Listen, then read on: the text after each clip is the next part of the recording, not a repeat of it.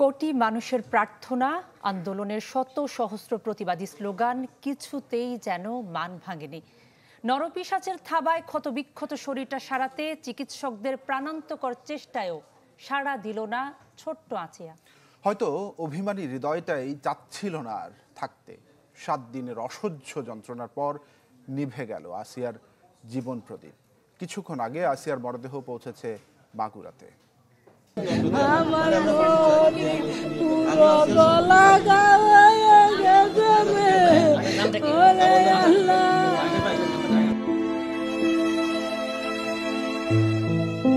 অশ্রুশূন্য মায়ের বুকটা এখন শূন্য।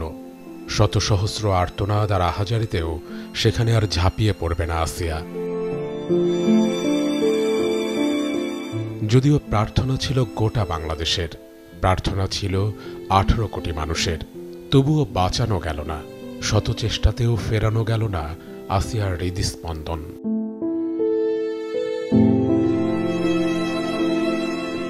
বৃহস্পতিবার দুপুর 1টার দিকে ঢাকার সম্মিলিত সামরিক হাসপাতালে শেষ নিঃশ্বাস ত্যাগ করে আসিয়া। মেয়ে তো আর ফিরবে না, মায়ের এখন বিচার চাই। হৃদয়ের রক্তক্ষরণ যে থামছে না কিছুতেই।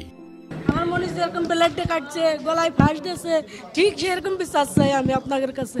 ওইরকম ফাঁসি দিয়ে যেন ওর মারে, ওইরকম যেন ওর ব্লাডে কাটে। আমার যে না আমার লোককে যে কষ্ট দিচ্ছে না, আমি নিজে ইচ্ছা দেখতে চাই এরকম ফাঁস দিয়ে মোরা।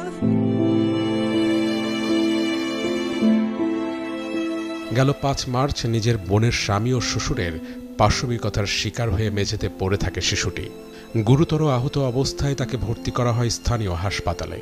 এই ঘটনাকে কেন্দ্র করে এরপর থেকেই দেশ জুড়ে চলতে থাকে প্রতিবাদের ঝড়, যেই ঝড় এখনও থামেনি। কিন্তু ঝরে গেল 8 বছরের ছোট্ট সে প্রাণ।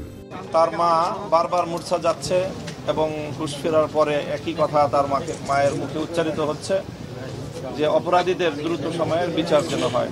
আগামীর বাংলাদেশে যেন আমার আর কোনো বোনকে না হারাতে হয়, এটা আমাদের নিশ্চিত করতে হবে। এবং এটা যদি এবার আমরা না পারি তাহলে আমরা দিন শেষে ব্যর্থ হয়ে যাব।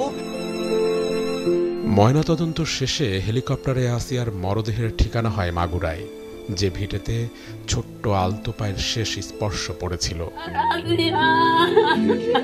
জীবন মৃত্যুর সন্ধিক্ষণে শুধু একবার চোখের পাতা নড়েছিল।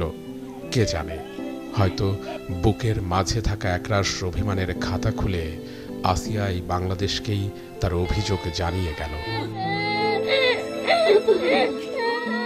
নীল মাহবুব, চ্যানেল 24, ঢাকা।